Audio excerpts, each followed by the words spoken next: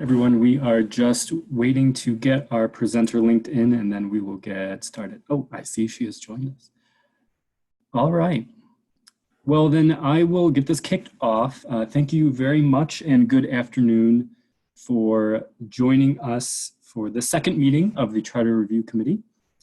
And thank you very much for all of the residents and the stakeholders that are also joining us today.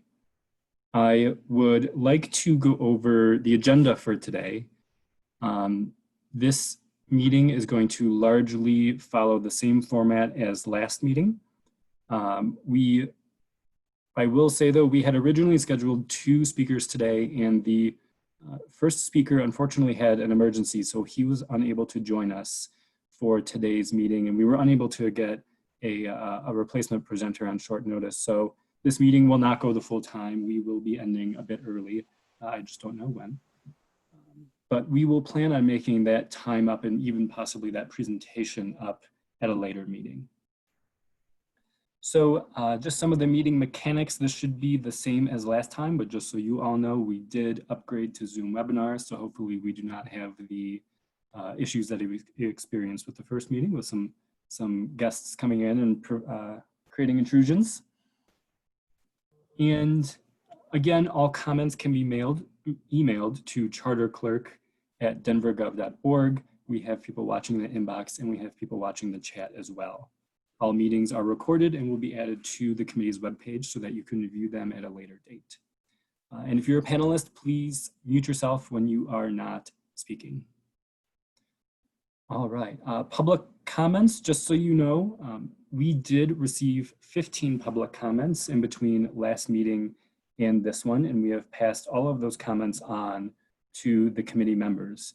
So we are keeping a record of everything that we receive, and we are trying to get a good cross-section of Denver residents. Like we said in the last meeting, we are not trying to do anything here in a vacuum. So we really encourage public comments, and if you are here as the member of an organization or something like that, we really encourage you to help us out in that regard. We would really love to hear from as many people as possible from all across the city about what we're discussing here. Next, we'll move on to the resource library. So at the end of last meeting, we mentioned that we were working on a resource library for our webpage, and I'm excited to say that this library is now live. And it includes videos, journals, explanatory articles about some of the solutions the committee is considering. It's available to everyone. It's not just the members of the committee. And all you have to do is click on that icon that you see on the slide when you're on our webpage. So you'll see that little image for resource library. You can click on that and we have a Google spreadsheet of everything we've been collecting. As a quick reminder, just in case somebody is watching this for the first time, this committee is or will ultimately recommend to the clerk whether Denver should pursue one of the following options. During the last meeting, we spoke about the issue we're encountering with our charter because it requires us to conduct a runoff election about 1 month after the municipal, and it also requires us to follow state election law. State election law requires us to automatically mail ballots to everyone now, so it's just not a sustainable timeline for our elections division. We would like to solve this issue before the next round of municipal elections in 2023. So the options we have in front of the committee are whether to pursue first past the post voting or plurality. This is what we're normally used to with other elections. We could pursue ranked choice. We could pursue approval voting. We could simply provide more time in between the general and the runoff elections. Or in connection with some of these, we could even change the date of the election. Moving on to the committee schedule. So in meeting 1, we heard from both our clerk and recorder and the director of elections about the problems we encountered during the 2019 municipal election cycle. So that was meant to really describe the issue and kind of frame our problem statement, so to speak.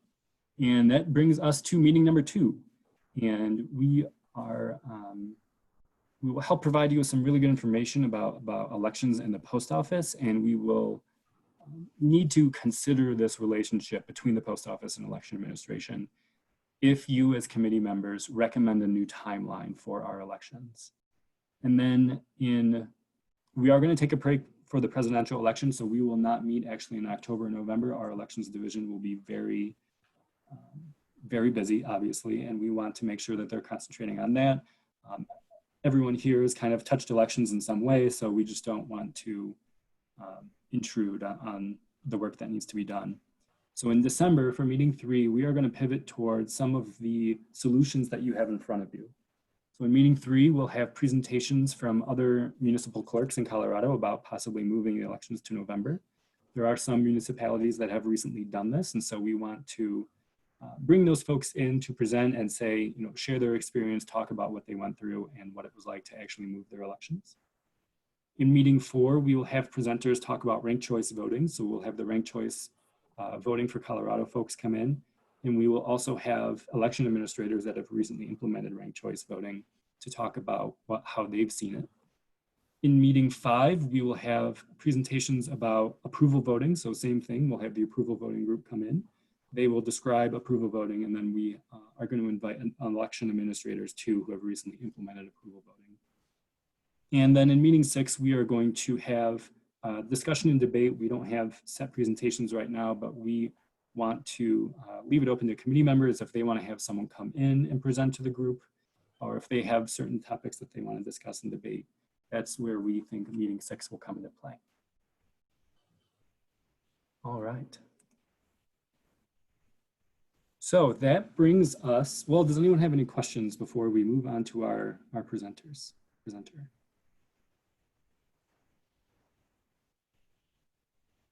Great. So then let's meet our presenter for today. As you know, some of the solutions before this committee would require Denver to put a new election timeline in the charter. As you heard last month, our current timeline of about 1 month in between the 2 elections is an issue and it needs to be solved. So if this committee ultimately chooses to change the dates of Denver's elections, we want to provide you with a good amount of information about what it looks like to rely on the U.S. Postal Service for our elections, so that you may take that into consideration when recommending a new timeline. And to do just that, we've asked our next speaker to give a presentation on elections in the post office. It's my absolute pleasure to introduce to you Ms. Tammy Patrick of the Democracy Fund. Ms. Patrick is frequently referred to as the post office whisperer, and I would say she quite possibly has contributed more than any other individual to the successful marriage between elections and the post office in recent years. Before joining the Democracy Fund, Ms. Patrick was with the Bipartisan Policy Center, and before that, she was with Maricopa County elections in Arizona. She has also served on President Obama's Presidential Commission on Election Administration in 2013. She is a really impressive individual and she is extremely busy, so I cannot thank her enough for agreeing to take time out of her day to present to you all today. And I would encourage you all to have questions at the ready, because when we first invited Ms. Patrick to present, we really didn't anticipate the current narrative around mail ballots. And I would say Ms. Patrick is the absolute expert right in front of you. So if you have any burning questions at all about the post office and mail ballots, please have them ready for Ms. Patrick. We also have on the line our Director of Elections, Jocelyn Bucaro, who you met last meeting. She's also on the line and is available to answer your questions as well if you have any. So without further ado, I'd like to introduce to you Ms. Tammy Patrick. Awesome. Thank you so much, Dan. And thanks for having me. I need to have enable my screen sharing, if that's possible. It says I have disabled screen sharing. So if we can enable it, that'd be good. So I will tell you, I was having a little bit of a struggle knowing what to share with you all today, because Colorado and Denver obviously do so many things so well that the rest of the country kind of turns to you for leadership in this regard. But what I wanted to share mostly is exactly what Dan kind of laid out, the relationships with the Postal Service, where we are in this moment, and it is evolving. It evolves every day. So I wanted to first talk a little bit about what I often refer to as the new reality of voting by mail and the United States postal standards, and getting kind of a level set on where we are there. And then talk a little bit as well around the importance of time in serving our military and overseas voters, and how COVID and other things have kind of impacted that this year. because 2020 is the gift that keeps on giving. One of the things that I often talk about when I talk about the United States Postal Service and its role in election mail and our democracy is that really they serve alongside the rest of us in delivering democracy. For tens of millions of voters, they have their ballots handed to them by their postal carrier rather than a poll worker. So really, a few years ago, we started kind of emphasizing this relationship and how critical it is that everyone has buy-in and we understand the roles that we're playing. This can't be understated in this moment where it becomes very evident, particularly in a global pandemic where we have tens of millions of more voters who will be relying upon the Postal Service to bring their ballot to them and perhaps return it, that we have those good, healthy relationships where we can communicate with them respectfully, and we understand where each person is coming from and which entity is coming from. So what I wanted to lay out first and foremost is what I refer to as the new reality of voting by mail, because now it's been about 5 years ago, ending in 2015, the Postal Service finalized what they called and referred to as plant rationalization. And for as Orwellian as it sounds, what it really did was it changed the entire way the Postal Service delivered services to the public. And that is, mail is no longer sorted locally, manually, and then delivered. Instead, everything is trucked to a processing plant and back again. So you are Denver. You have the Denver processing plant, which is right there in your backyard and services not only most of Colorado, but large portions of the West have their mail come through Denver. So you have a very unique position in the same way that I did in Phoenix, in Maricopa County, in that we had a processing plant as well. So we hadn't seen large and dramatic changes in the time it takes for mail to be delivered. However, others in our state did. So I wrote this New Realities of Voting by Mail report in 2016 to try and highlight the fact that delivery standards had changed, the way the mail flows has changed, and that not only do election officials need to understand this, but we also need to make sure that our voting public understands this so that we're setting all the right expectations and that we align all of our statutes accordingly. It's important to know that around that same time, so more than 5 years ago now, first class mail went to a 2 to 5 day delivery, and standard mail, which is now called marketing mail, is a 3 to 10 day delivery. And this has come to light recently because we know that the Postal Service recommends you mail back your ballot a week before Election Day. However, there are 22 states that allow a voter to request a ballot in that time frame.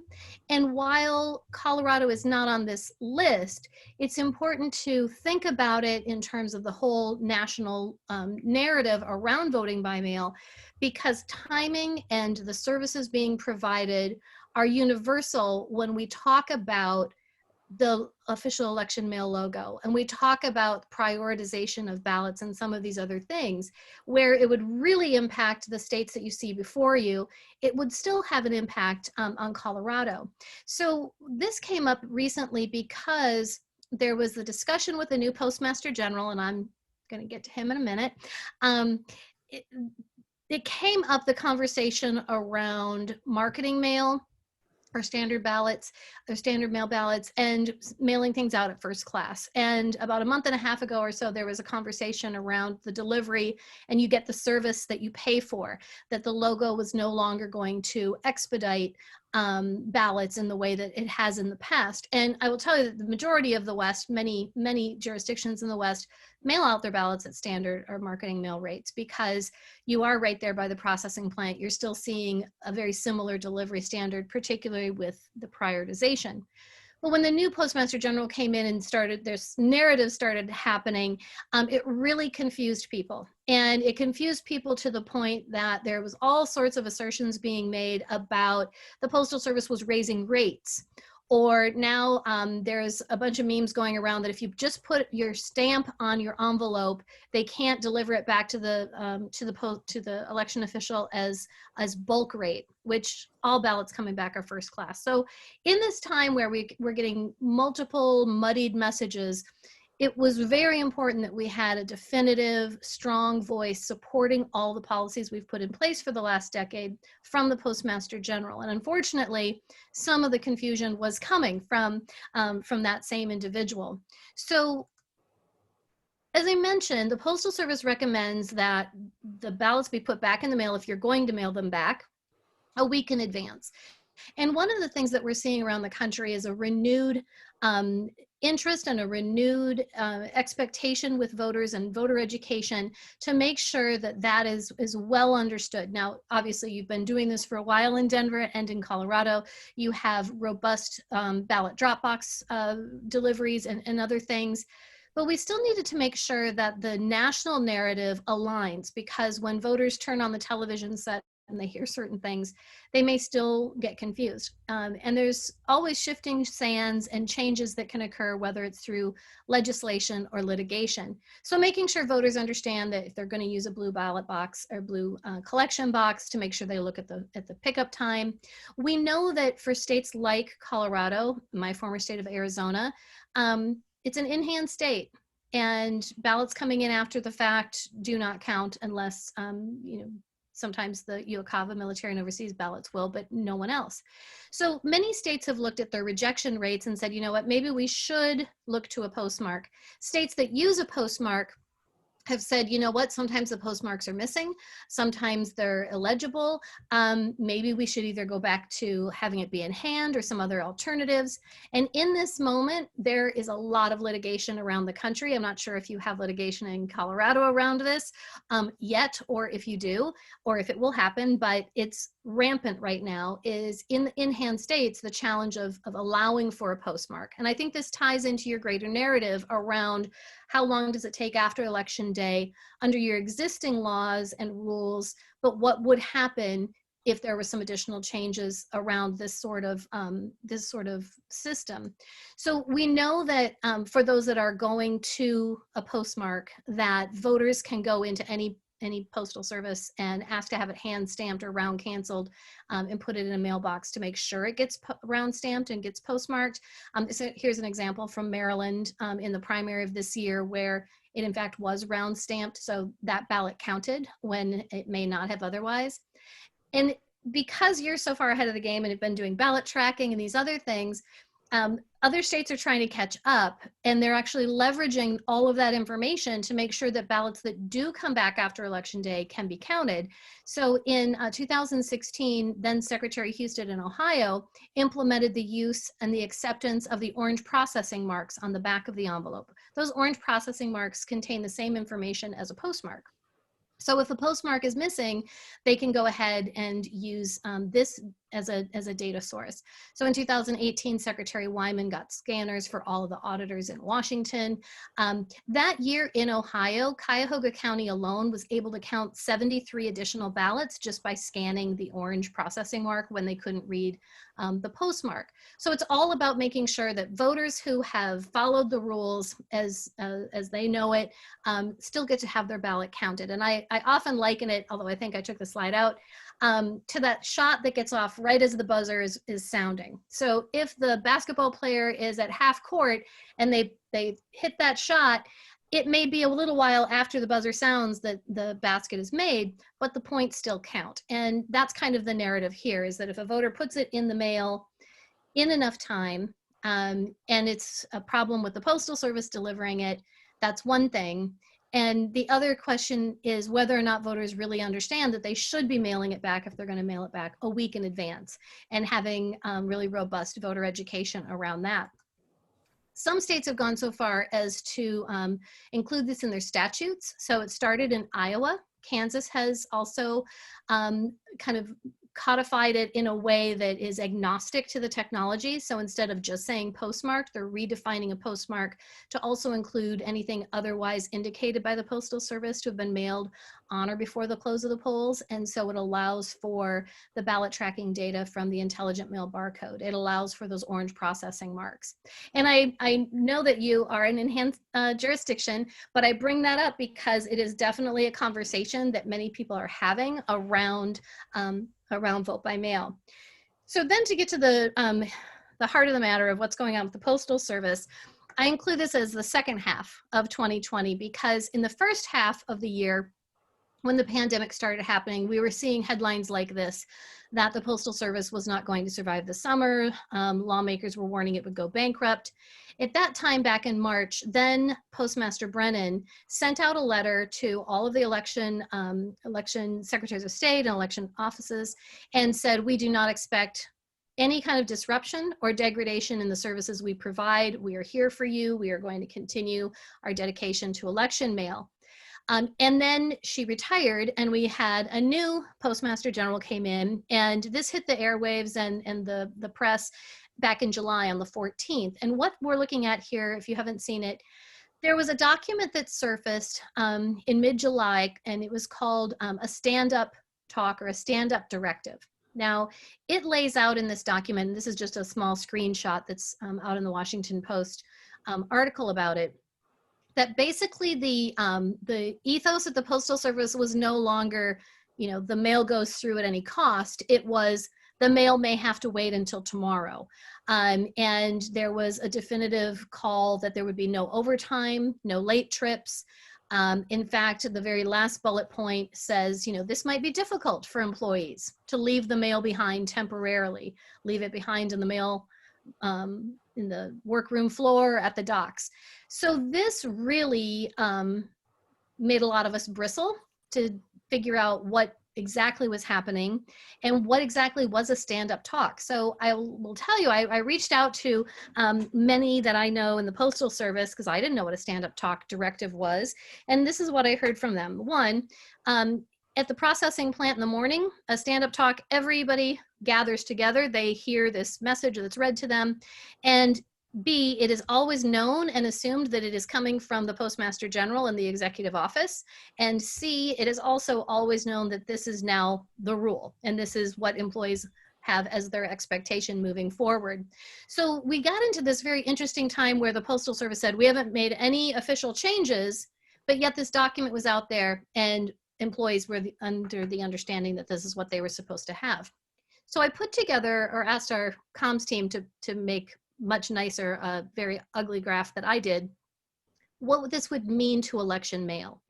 So this is only looking at local mail. So this isn't looking at Denver voters who are students away at college, if there's a college that they're still on campus, or a UOCAVA voter. This is just for your localized voter. And what it does is it follows the path from the elections office to the, or your print vendor, to the post office, to the processing plant, and then back to the post office and out by the carrier. And this is the most common path in the nation. Obviously, those who are doing large volumes of outbound mail may be taking the mail directly to the processing plant and cutting out some of this potential. But in the latter days when the volumes dwindle, you may be sending things out that follow this exact same path. But this is the most generic kind of unifying thread. The challenge here is that without overtime, without late trips, if I am a mail carrier and I'm out on my route and my shift is almost up, but I haven't completed my route, the thought was to leave the mail and pick it up the next day. But what if there are ballots in those mailboxes? If in fact the carrier says, you know what, I'm going to go ahead and I'm going to finish my route, even if I'm working overtime and they're not going to pay me, I'm going to do it. Then the challenge is the truck that's waiting at the post office for the carriers to all come in is being told they have to leave on time. So do they then leave without that carrier's mail? And if so, what happens with that mail? So as you walk through the flow of this, and it says plus 1 day, it's not that it's a cumulative effect. It's just identifying places where there could be an additional day delay. So it could be that a mail piece is only delayed 1 day, or it could be that it gets stuck at each one of these points and gets delayed multiple times in the path under the new directive. So that was in July. And then we started hearing a number of other things, right? This whole question around overtime is really, really problematic because, and this is an example from Arizona. So Lisa Mera is in Cochise County, which is down on the Mexican border, and her mail goes all the way up to Phoenix and back down again, which is a 4-hour one-way trip. So for her, it was really important that they have over time if they have late trips, because her local postmaster makes sure he goes up to Phoenix and is able to get the mail and have it back to her before the close of the polls, so she has it in time. And that allows those ballots to be counted. If they didn't allow for those late trips, then those ballots would not count in the same way that there'd be challenges, potentially in Denver. The other issue with the late trips is that right now there's been reporting in the last couple of weeks that there's such a focus on the trucks leaving on time that some of them are literally leaving empty, because the focus is more on the trucks being on time than the mail being on time. And that is very much a shift under this new postmaster. So in August, Dave Williams, who was formerly the COO in charge of all of it, there's been some reorganization, which I'll talk about in a second, and the general counsel, Thomas Marshall, put out a letter saying, look, we are committed to election mail. And this was good to see. I know David Williams. I trust David Williams implicitly. I believe in what he says about election mail and his dedication to it, but it's still, we hadn't heard from the postmaster. And if I'm one of the 630,000 plus postal employees, I need to hear from my postmaster to make sure these things are in fact correct and I know what to do. But instead, at the same time, we were seeing all of the news stories about the blue collection boxes being picked up off the streets, the sorting machines being pulled offline. The volumes are dramatically down at the Postal Service for first class mail, letters and flats, as well as marketing mail, but letters and flats in general. Whereas the packages are out of bounds right now because they're working at peak, which is kind of the holiday season. And so there's this conflating also in the public sphere around packages and letters. So letters haven't been delayed that much. It's been the packages that were such a delay. And that was causing some delay in the letters when staff and employees were being shifted over to help try and get some of these packages out the door. But in general, the letters have been about where they normally are this time of year. But when they pulled off all of these sorting machines offline, the real issue there, because they do that typically, the real issue wasn't the impact on the volumes, because they could normally volume on a regular day anywhere, could process anywhere between around 500 million mail pieces a day. And they've only been running about 400 million mail pieces a day because of the economy and the pandemic. But the real challenge with removing these sorting machines is it takes away the additional capacity and the resiliency of the network overall. So when we look, and here's the example from the tragic fires that were at this time last month, raging in California, but the same could be said for Oregon or Washington. When you remove that additional capacity in some of these processing plants, when one area is hit, it's harder to shift the work and be able to pick it up without having residual ripple effects. So that's the main challenge and the main issue I had with some of those sorting machines coming off. Couple that on top of also what they were calling the Friday Night Massacre, where the Postmaster General changed around all of the organization at the top part of the structure of the Postal Service. So I mentioned Dave Williams used to be the COO, overseeing everything. Buck stops here. He was the final say. Now it's been divided into two different silos. Dave is over one and Kirsten Seaver is over another. And they have processing and logistics in one and retail and delivery on another. So you have processing, delivery, now have two different channels to go through. And that's my concern, that along with the timing of all of these things. So it wasn't just one thing, it was the cumulative effect of all of these things, as well as a lack of transparency. So we then saw the Postmaster General being asked to testify in Congress. So this happened 3 weeks ago now, I guess. So there were a number of briefings. I testified before the Progressive Congressional Caucus on Friday the 28th, and then on the following week there was a Homeland Security hearing in the House and one in House Administration around Postal Service and pandemic issues. it was at this time that we started seeing some of the reasons behind the sorting machines coming out. So now we were able to start seeing some of the data, so we could say, oh, well, you know what, that kind of makes sense in that place because they had 7 of them and they were only running 2 or 3 on a regular basis. It kind of makes sense. But without having that kind of transparency, in a vacuum, things go viral. And so we also saw, after being asked to testify, a real change in the narrative coming from the Postmaster General and their engagement with elections. So now the pendulum swingeth the other way, and we've gotten from them a commitment for election mail, and that's when we also saw the postcard that recently went out. Now, when I first got the postcard, because I got it one of the first couple of days I'm in Maryland, and I looked at it, I was like, oh, why didn't they talk to me about this, or anybody? Because obviously they hadn't talked to an election official. They were trying to mail out this generic postcard that would be good anywhere in the country. And of course, that's very difficult to do.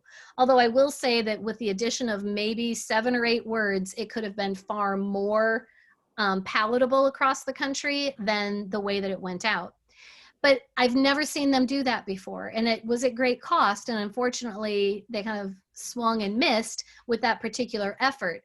But I do think that they are trying to recover from their missteps in the past. And unfortunately, they tried to recover with an additional misstep.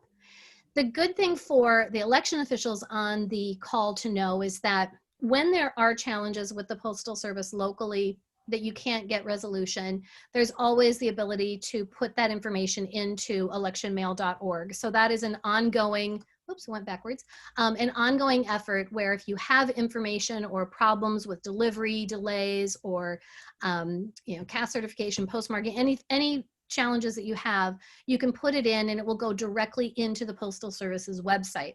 When I knew that we were getting a new Postmaster General, I was concerned that they would no longer want to do the electionmail.org partnership, but that is not the case. They're still committed to it. So it is still a resource for election officials to be able to report any issues you're having. I will say, because I receive an email every time a report gets submitted, that I have seen higher numbers now of voters using the site, even though it specifically says it's for election officials. And so we're gonna have to address that if that gets to be too much volume. So then just very quickly, I also wanted to mention the impact of UOCAVA in this moment. So, obviously COVID is a global pandemic. It is affecting every country for the, in some way, some countries harder than others.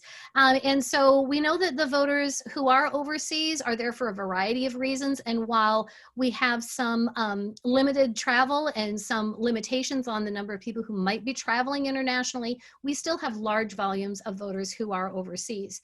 So I wanted to share a little bit of information from the 2018 FVAP report from the Federal Voting Assistance Program. And what it really lays out is that although we are doing much better, there's still a lot of room for improvement for our military and overseas voters. And while we also know that not everyone utilizes electronic delivery to them or a return channel, we are going to have more and more instances of challenges with the physical ballot in this moment. And the reason, well, I'll get to that in a second, I guess, but we do need to recognize that we still have about 1/3 of our electorate that was having difficulty in voting back in 2018. What's really critical at this time is to have a good understanding of what countries your UOCAVA voters are in, because that's going to inform how they can be served. In this moment, we have a reduction in the number of commercial flights we have going around the globe. And traditionally, that's where mail gets put on commercial flights all the time. So we currently have dozens of countries we have no postal delivery to. So for the election officials, if you sign up for industry alerts from the Postal Service, there's also a website where you can see all the countries, and they change periodically. Some will be added as COVID either escalates or will be able to provide services, mail service there in return as it de-escalates. So it's good to know what countries those are, because if you try to mail them a physical ballot, it will not be delivered and it'll just come right back to you. We also know that for those who are getting it electronically, their ability to return a physical copy may be problematic. The State Department has kind of upped the game on their diplomatic pouches. And of course, the Military Postal Service still has all of the Military Postal Service, military voters still have Military Postal Service services available to them. But it's important to know what countries you're getting requests from so that you can understand kind of how to service those individuals. So with that, I figured there might be some questions around some of what I covered. This is my contact information. If you're on Twitter, I tweet way too much about this stuff. So I'm always happy to share any information that I have. And with that, Dan, I think I'll stop sharing the screen, or do you want me to leave it in case I need to go back to a slide? Let's leave it up just in case you have to go back. I do want to, first of all, thank you very, very much. We greatly appreciate it. This is all really tremendous information, especially right now. It's actually important to note that I believe Saturday is the Military and Overseas mailing deadline. So that's the 45 day before election day. 19th. Yeah. So I do want to open it up at this time and just see who has questions for Ms. Patrick about elections in the mail.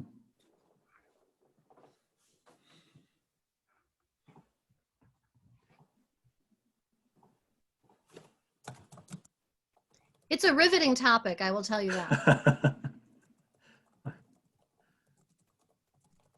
Well, if folks don't have any, I may have a couple for you, if that's okay. Sure. Start the conversation off. Do you mind? I'm going to put you in a really tough position, if that's okay. Sure.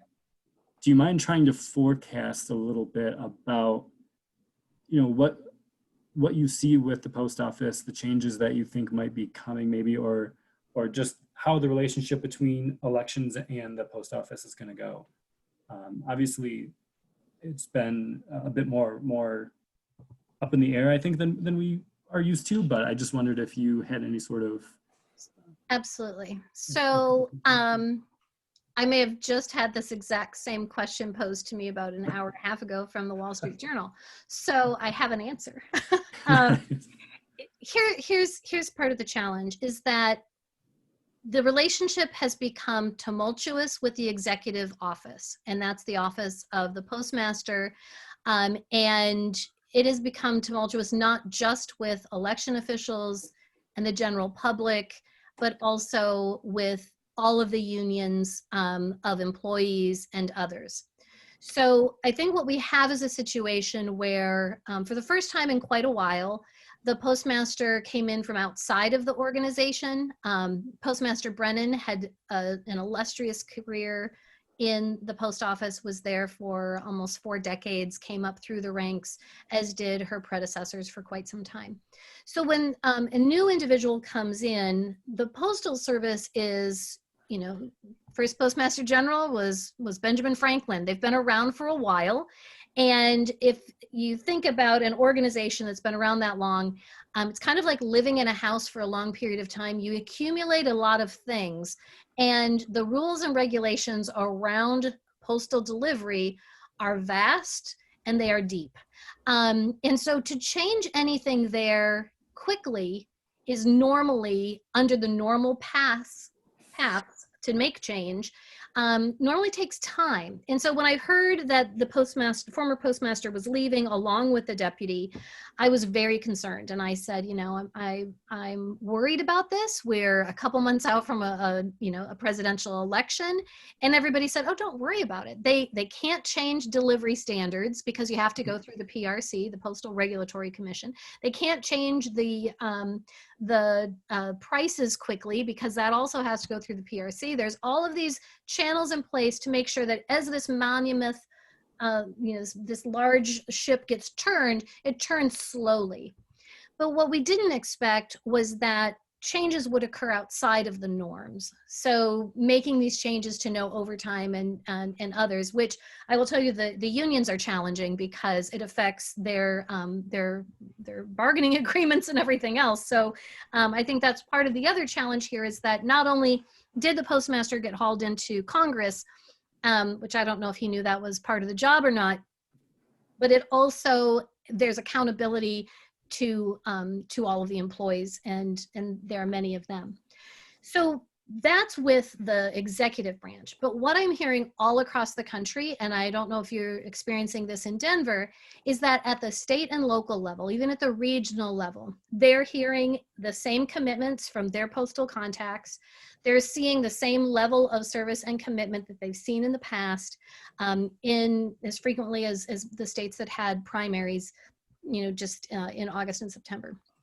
So that's what I'm seeing, is that challenge. Now, it does become problematic when things get ratcheted up a bit, right? So when you have collaborative partners in this space, like the Postal Service, that we rely on, in some place like Colorado, where you rely on them for a large portion of your election infrastructure, it's very, very critical that you have a good, positive, healthy working relationship. And that's not to say that if somebody does something that you don't like, that it doesn't get addressed, but there are ways of addressing it, I think, that either exacerbate the issue or that can bridge the gap to coming to an understanding. And so I think that's part of the challenge here in this moment, is like with the mailer, as I don't know, a random example. How do we address that in a way that we can move things forward, and not have it exacerbate a situation and further alienate a relationship? So I think that when it comes to the tensions, the majority of the tension is focused to L'Enfant Plaza in Washington, D.C., where the postmaster is.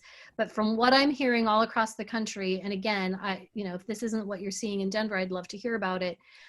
They are having the same level of commitment, the same dedication from their local postmasters, carriers, and other employees. Yeah, I might actually see if our elections director has any comment on that. I know, and just for people on the call, we actually have somebody in the Denver General Mail facility. They call her the political mail coordinator. And so she is that one designated employee that all election administrators in the state of Colorado and Wyoming, I believe, know to go to. So we've built a relationship with her. She helps us navigate. She's kind of like our Virgil on Dante's Inferno. She helps us navigate the post office. So and that was in the restructuring, just real quickly, in the restructuring, there were a couple of things I was focused on. It was, are they going to do away with the election mail specialists, the political election mail specialists? And they're okay, so they're good. Were they going to do something with Dan Bentley, the election mail manager? Thankfully, Dan is okay. I think he was kind of hoping that they'd maybe do something with him, but he's stuck with us for now. And those were, in the piece around electionmail.org, those were some of my main concerns. And when they did the bifurcation of the upper managers, when I saw the announcement, I actually felt better, because of those individuals that were listed, 5 of the 6 are people I've worked with on remedies in election mail. In fact, Pritha Mehra, she and I were in the Denver processing plant probably 10 or 12 years ago, and came up with that solution for marketing mail, because it's open for, you're supposed to be able to open it up for inspection. And we came up with the solution around having an example mailer so that someone's actual ballot wasn't being opened up on its way to the voter. So I was like, Pritha, good. She knows how to make this stuff work. Steve Monteith, Dave Williams, all these people. So I felt better about it. But that's where we want to make sure that those individuals who understand the commitment they've had in the past and are willing to carry it forward. So sorry, Jocelyn, I just jumped in there again. You jump away, please. Yeah, and the clerk just posted this in the comment, but I was just going to say, we have received those local commitments from our election mail coordinator and USPS here in Denver, to maintain the same standards that they've always followed, and not to think that anything will change. We did make the decision to move our postage from the standard postage rate that we typically send our initial ballot mailing out at to first class, looking at, we worked with the city to make sure the funding was there for that change. So all of our ballots in this election will go out with first class postage. And that was really just meant to mitigate any potential risk. So, we will still drop our ballots here in Denver on October 9th, and then they'll be mailing out daily after that. But we felt like it was not worth the risk in this election to not do first class. You're definitely not alone there. I think others have done that as well. And it wasn't a new message from the Postal Service. So for years they have been saying, we recommend you send this out at first class mail. But 5 years ago, the difference between standard mail, or 6 years ago, standard mail and first class mail was like a day or two. It was 1 to 2 days for first class mail and 2 to 4 days for standard mail. And why wouldn't you save yourself half the amount of money if you're mailing ballots out, weeks in advance anyway? And so I think that that's wise, though, in this moment, not knowing, what the commitment's going to be and or not, to just take that out of the equation completely. In the context of this, if I can jump in with a question for Tammy, I guess I'd kind of like to hear in the context of the work of this Charter Review Committee, because what this committee is focused on is looking at the municipal election schedule in charter as it currently exists in our municipal city charter. We currently have a municipal general election held on the first Tuesday in May every 4 years. And then if necessary, if no candidate in district level city council races or any of the citywide elected positions, with the exception of at-large city council, if no candidate wins more than 50% of the vote, then the election would go to a runoff, which occurs the first Tuesday in June. And in 2019, during our municipal election cycle, yes, Tammy's mind is already spinning. Oh, that's not that long. And can I ask really quickly, what's your canvass period? Like, how long do you have to canvass? 9 days. 9 days. Oh, that's even shorter than. Yeah. So that's our nightmare scenario, is not knowing if there's a runoff until canvass.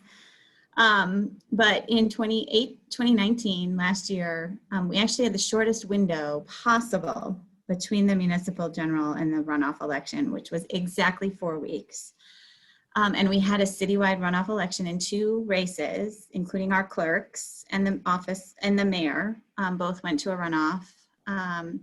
And we actually had to find a new ballot printing vendor who could accommodate printing 420,000 ballots. I was just going to say, what's your printing window? Because y'all have a lot of ballots to print, and those don't happen overnight. Yes, we managed to get all of our ballots dropped in the mail 15 days before the runoff election. But I thought it would be helpful for this committee to hear you speak from a sort of postal whisperer perspective, the risk that our voters face, and given the future of uncertainty now with executive level changes in the Postal Service, if you have any thoughts. So absolutely. So I will say that not even just from my perspective, but the Postal Service says that voters should be requesting to get their ballot 15 days in advance. So if you're mailing them out 15 days, that's like just barely giving people time to vote. Now, with the understanding that most of the voters in Denver, if I understand correctly, tend to drop off your ballots in person, but it just shortens that window of any type of recovery, if there are any issues or any challenges. And so, Yeah, I think that not only does that short window give you such little time for preparation and for servicing to the voter, it gives the voter very little time to, to make sure that they get their ballot and that they, mark it and research anything that they need to research on the ballot and get it back in time to be counted. So that is a very, very tight window. I can see why you've put together this this group because that is a great challenge. And I will also say though that you're not alone. I think many jurisdictions that have found themselves in this situation have had similar conversations and have made changes, most definitely. And Tammy, I'm going to direct you to the chat for a couple other questions that are in the chat. I keep forgetting about the chat. Sorry. Not a problem. Where are we here? Oh my goodness. Okay. And the panelists can unmute yourselves and ask the questions if you don't want to type them into chat. Attendees, we can read your questions after the panelist questions. So there was one question around the processing center in Denver. What's the normal return time for a ballot mailed from a Denver address to the clerk in Denver?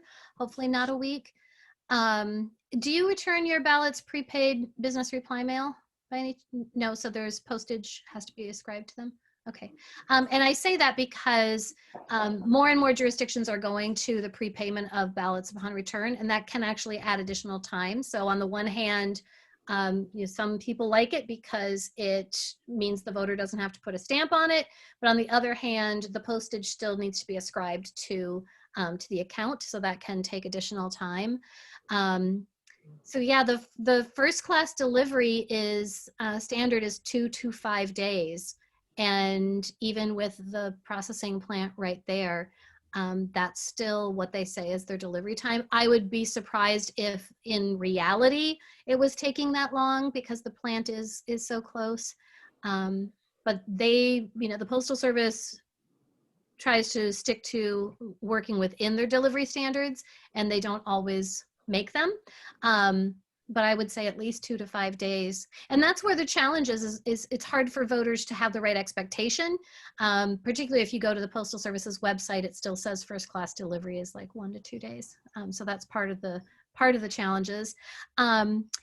So I'm not sure, I think that maybe answered that okay. And from Neil, hi Neil, it wanted to know the larger financial issues. So it is absolutely the case that most of us are no longer writing out checks and mailing them in to pay our bills. And that's why we started having the plant rationalizations a decade ago. And that has certainly not reversed. So we're continuing to see a reliance on the digital platforms for our information delivery, and the Postal Service is continuing to see declines in first class letters, or not first class, but letters and flats. Particularly in this economic downturn that we've seen. So there is a financial issue there. One of the biggest issues they have, however, is the pre-funding of their retirement, which the Postal Service, starting, I think it was 2006, they have to start pre-funding their retirement program 75 years in advance. So they have to have enough money in the retirement pension plan for someone who's going to retire in 75 years. So at the start of every year, they're already behind, and I can't remember, I think it's like $5 or $7 billion that they have to have in there. Now, even if they didn't have that and went back to the normal way of funding their requirements, they would still run a little bit short. So, and I don't know if Jocelyn, if you remember this, but a few years ago, they actually had a rate for the postage that had been set. It was 55 cents or 59 cents, and then it expired because it was a temporary cost increase that was only supposed to be for like a year or two. And instead of just maintaining it where everybody had budgeted for it, it went back to the old price. And the difference between those two rates is actually would actually fill most of the gap of their finances right now. So it's like $2 billion, something like that. So that's one of the challenges as well, is that we don't have support in Congress or by the Board of Governors to make the postal system or allow the postal system to be somewhat viable.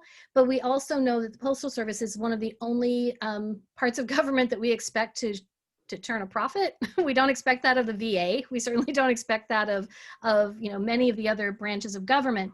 So they have this kind of different situation. It is, when I asked some of my contacts at the Postal Service when we got the new postmaster and what was going on, and I was seeing in the headlines, they're going to shutter their doors. They said, don't quote me on this, so I'm not going to tell you who said it, but they said, we're going to be here long after the cockroaches go away. We are the Postal Service and we're going to deliver the mail. That's what we do. So there's also this kind of hardened dedication to the cause, because they realize the infrastructure that they provide to our society, rural voters, rural communities rely on the Postal Service for so much that I think many others may take for granted, whether it's, pharmaceuticals, ballots, or what have you. So I don't think they're going away anytime soon. They're just going to need to have somebody that will support them in the same way that we support some of our private corporations and private entities. So am I aware of any instance where voters did not timely receive ballots due to a USPS problem or challenge? I've seen a lot of things over the years. And so I've seen instances where the mail vendor, the support mail house or print vendor made mistakes and it delayed the mail. I've seen election officials make mistakes in the data files that they send and that delayed the mail. I've seen the Postal Service make mistakes and it delayed the mail. I've seen voters put ballots in the mail on election day in an in-hand state and they got rejected because it's not a one-day delivery standard. So all of these things have happened. And what's important is that when we can document why things happen and can then mitigate it moving forward. There's a really good, a couple of really good reports that came out from the Office of the Inspector General for the Postal Service. And there was one that was specifically about Milwaukee in the primary, because we all heard about the challenges in Milwaukee. And it documents exactly what each of those issues were. And in each of those instances, there were problems on all of the responsibility of all those individuals. There was also one that just came out that was a more cumulative effect from the primaries in June and July. So that would be something to know for sure. It's just a good thing to review, because we know what all the problems are going to be. It's going to be problems with mail design. It's going to be problems with jurisdictions not using intelligent mail barcodes, all of the things that you've already pretty much solved in Denver. So that's good. Does it cost more to mail a ballot overseas? So the thing about overseas ballots is that they are all paid for through congressional appropriation, through an indicia that gets put on it. So it doesn't actually cost the election official and the ballot coming back, as long as the voter follows the certain protocols that there are for military and overseas voters. It shouldn't cost them anything either. Part of the challenge is that if they're in a place where they can't follow those protocols, then they do have to pay to mail it back. Where the Postal Service, Dan, you mentioned late delivery. Some of the challenges with the way we collect the data, so not that I want to always talk about that, but when we talk about things being late, that's where we really need to keep track and know, is it late because the Postal Service messed up? Is it late because it's Wednesday and the ballot was put in the mail on Tuesday by the voter?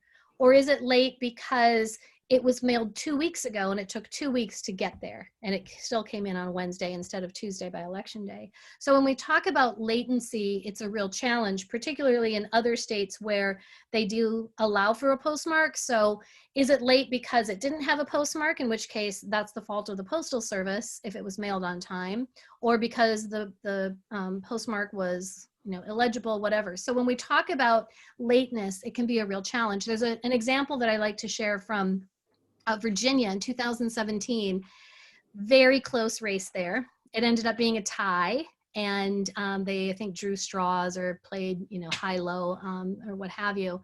And it determined the balance of the state legislature. And on Wednesday morning, a local county clerk in Virginia put a picture of 55 ballots on social media saying these were delivered to my office this morning. I should have had them yesterday. The Postal Service messed up. So the state elections director reached out to me, and I reached out to the deputy postmaster general, and he said, can you get me scans of the front and the back of those envelopes? I want to find out more about what happened with those 55 ballots.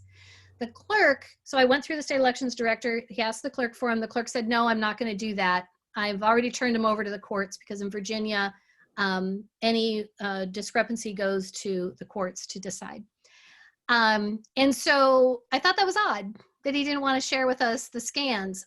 So if any of you have informed delivery, that's the email that you get, shows you what's in your mailbox, the Postal Service has those images. So of the 55 ballots, they were able to reverse engineer informed delivery, and we were able to track down 49 of them.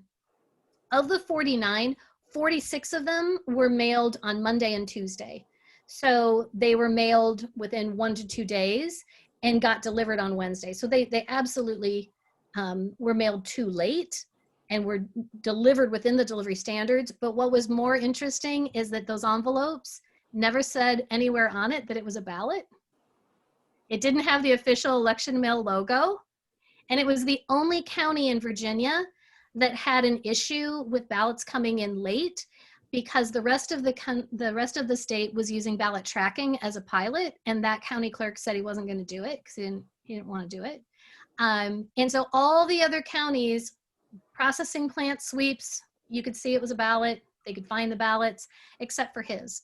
So I will say that when it's easy to point fingers sometimes, but we always want to make sure that whatever the responsible party is, that we can use that information to inform the next election, because it's a constant improvement.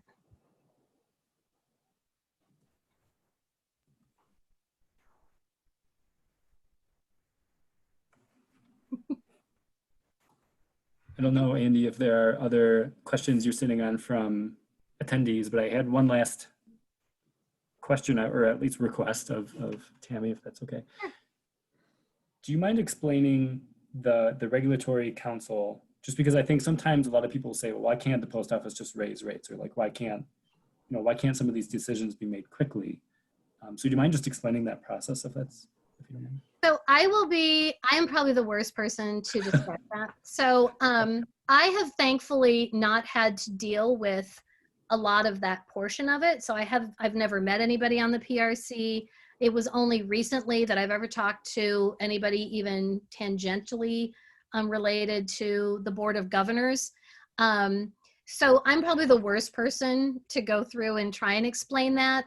But I suffice it to say that any change, whether it's a slide deck that Dan Bentley is providing at a clerks association meeting or election center, or a statement that they're sending out to the public, or I don't know, a postcard that they send, goes through such a level of review and their legal department that it's debilitating for most of the time.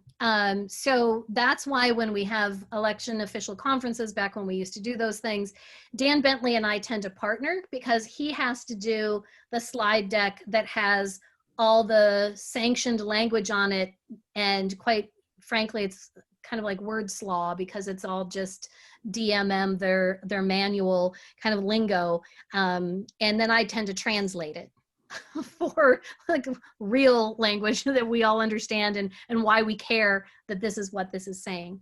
And so it is really mired in regulation and regulatory confines, but that's also for the protection of the consumer, and for business as well, because election officials and government officials, because you set your budgets thinking that postage is going to be one thing, and then it's something else. And so, yeah, that's probably my best answer, and it's not a good answer. No, that's okay. Thank you. Panelist O'Malley, would you like to ask your question? And it's in chat, or you can also open up your mic and ask it. If I don't believe it was answered. If it was, please forgive me. My earlier question. Yep. There. My question was, in your observation, has ballot return been increased in states like Colorado that have ballot drop-off boxes versus states that do not offer this as a means of returning ballots? Yeah, sorry, I did miss that one. So the ability to have options in return is going to increase the number of ballots that do come back. And the reason is that whether it's a drop box like you all have had for a long time, or when I was in Arizona, we had ballot boxes in every polling place, and anybody could just go in and drop it off. They weren't drop boxes per se, as many people now are thinking about them and talking about them in this moment. So having more opportunities and ways in which a voter can return their ballot, particularly for the in-hand states, is really critical, because if it's Saturday before Tuesday's election in Colorado or Arizona or some of these other states, if you can't put it in the mail, you have very little options in how to get it back if you don't have drop boxes, or if there's only one drop box and it's far away from you. And particularly if there's also rules and regulations around who can return a ballot on behalf of the voter. And all of those things have been turned into very controversial subjects. In this moment, everything around this election has been is seeking to undermine the legitimacy of it. Just earlier today, there were statements around, we will never know, for all these places like Colorado where you're mailing out unsolicited ballots to people, we'll never know the results of this election, because who's to say? Who knows what happens with all these ballots?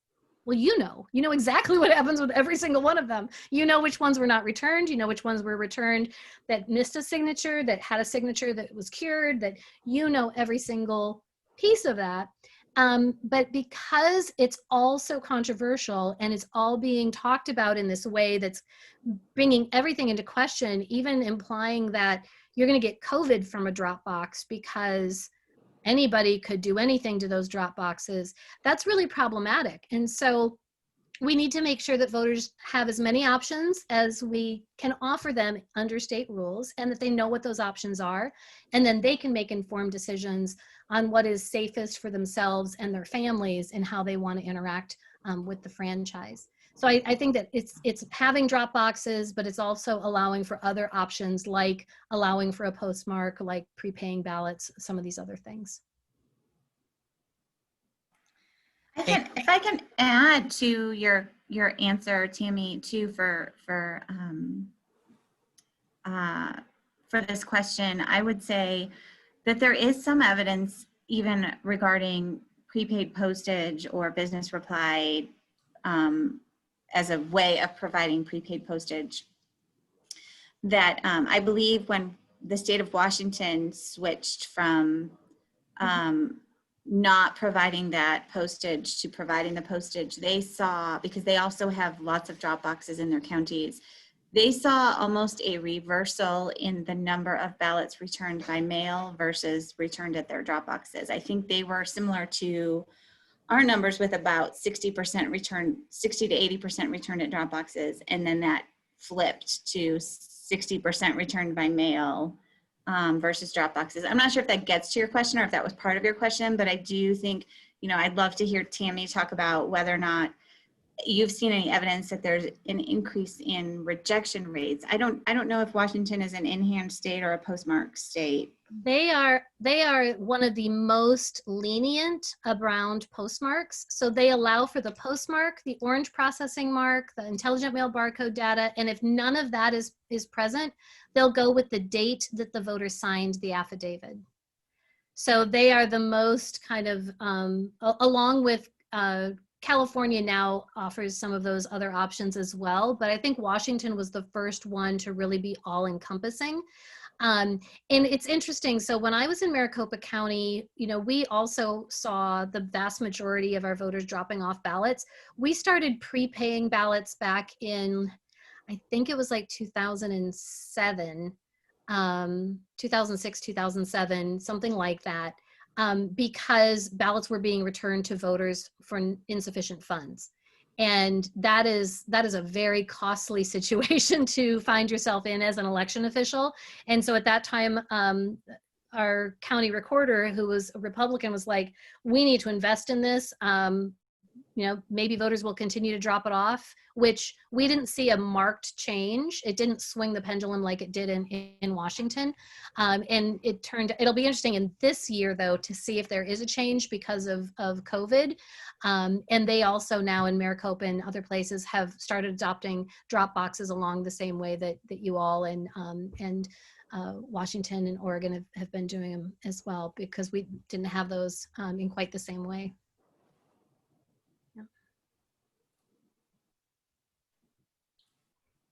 Oops.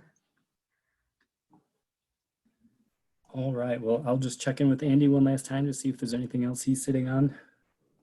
I am currently not. If there are, please type it into the chat, but I don't. I believe we got them all. All right.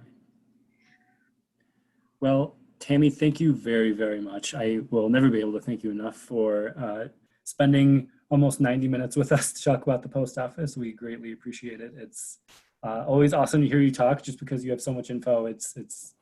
It's really fantastic. So thank you again. Well, thank you for the invitation. I always love to see your faces and to hear what's happening in Denver, and anything I can do to help and be of assistance, I would certainly like to do that. So be safe, everyone. Be well, stay strong, get those ballots back in early. That's all I'm saying. I just did a press conference this morning, and it was my number one thing to them was tell everyone to request their ballot early and return it early. There's no reason we can't have a lot of ballots counted by November 3rd, with the exception of the states that don't count anything until after the election for vote by mail or absentee. But if we can get a lot of ballots in, we'll all be better off. Absolutely. All right. Thank you very, very much. Thank Yeah. you. Thank you. All right. Well, that worked out really well. I was a little worried when our first panelist dropped out, but that was a really great presentation. I thank you all very much for your questions for Tammy as well. Again, as you can see on your screens, we take public comments at all times. So this isn't just something that you can submit comments to during the actual meetings. We will take them through for as much or as long as this committee exists. So if you have any questions, comments at all, please submit it to charterclerk@denvergov.org. And then we will do the same thing as we did this time. We will collect all of those comments, we're tracking all of them, and then we will send them to the committee members before the next meeting. Speaking of the next meeting, that brings us to December 10th. And the agenda as of right now, what it looks like is, again, we'll just confirm that everyone got their public comments and that there aren't any questions surrounding those.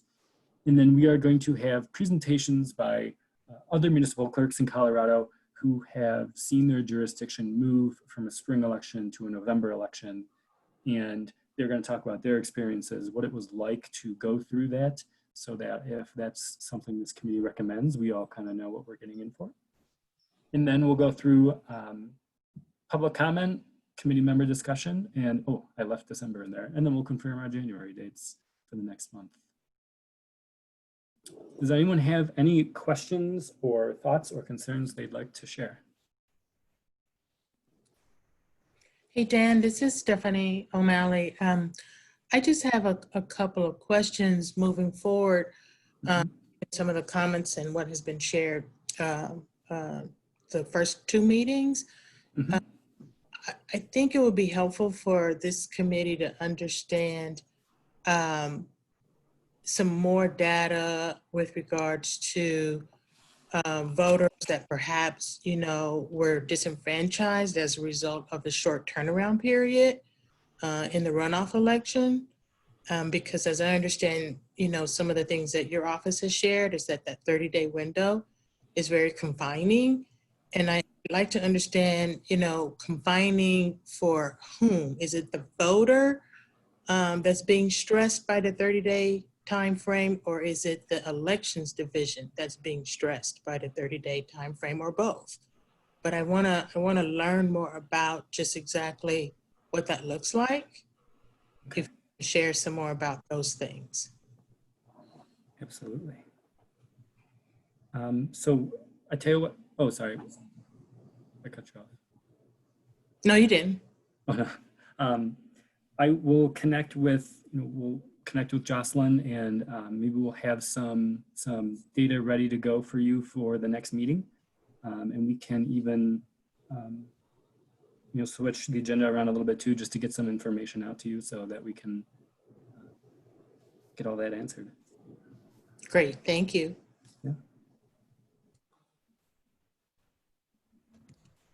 Yeah, and if anyone else has any other either research requests or anything like that, obviously let us know. You can always email. You can always email the charter clerk. Sorry, I was reading the chat. You can always email the charter clerk email inbox, and we will try to do as much as we can before the next meeting to try and get you some data and information.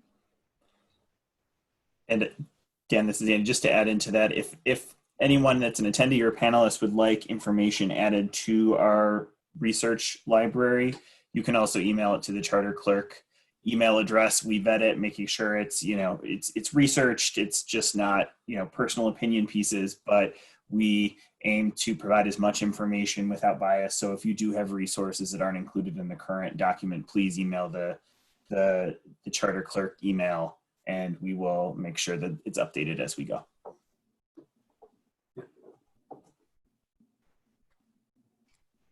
All right. Well, thank you all very much. If there's no other comments or questions, and we will give you back about 12 minutes. Thank you very much for being with us. Have a good election for the next 2 months, and we will see you in December. So thank you very much.